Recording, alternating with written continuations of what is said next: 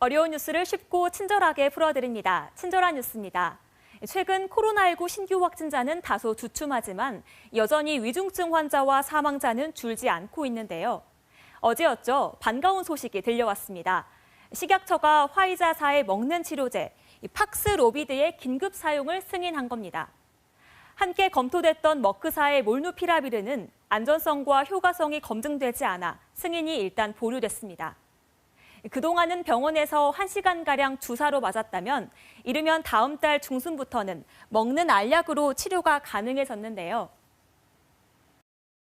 환자 스스로 복용 가능한 먹는 치료제 도입의 필요성을 고려하였고 생활치료센터의 입소 또는 재택치료 환자가 중증으로 악화되지 않도록 하는데 도움이 될 것으로 먼저 투약 대상은 중증으로 진행될 위험이 높은 성인 중 코로나 증상이 비교적 가볍거나 중증 직전의 중등증 환자에게 처방됩니다.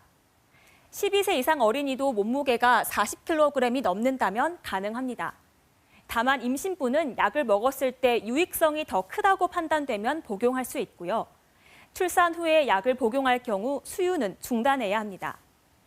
복용 방법은 이렇습니다. 증상이 나타난 지 5일 안에 2종류의 알약을 먹는데요. 보시는 것처럼 분홍색 알약 2개와 흰색 알약 1개를 먹습니다. 아침, 저녁 하루에 2번, 5일 동안 먹을 수 있는데요. 알약이 2종류인 이유, 하나는 바이러스가 증식하는 것을 막아주고요. 또 다른 하나는 약효가 몸속에서 오랫동안 작용하도록 도와주는 겁니다. 의사가 약을 처방하면 지정 약국에서 약을 조제하고요. 재택치료자는 집에서 받게 됩니다.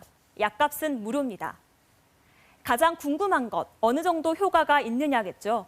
임상시험 결과 팍스로비드를 복용한 환자들의 입원과 사망 환자 비율이 88% 감소했다고 하는데요. 특히 델타 등 변이 바이러스에 상당한 효과가 있고 오미크론 변이에도 효과가 있을 걸로 보고 있습니다.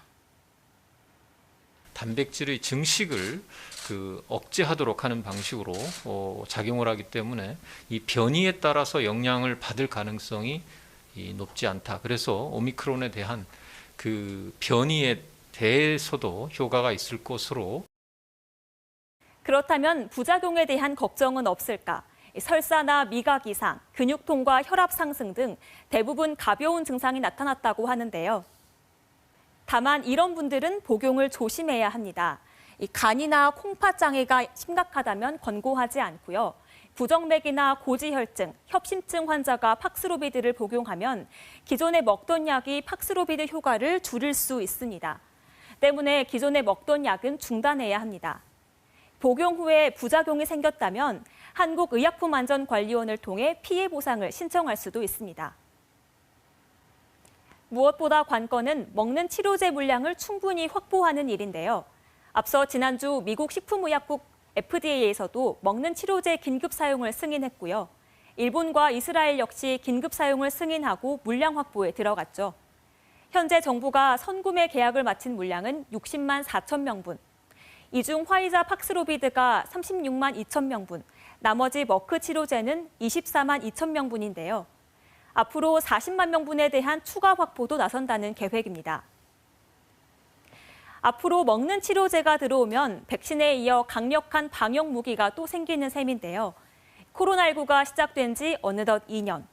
일상 회복을 위한 게임 체인저가 될 수 있길 기대해 봅니다. 친절한 뉴스 양재희입니다.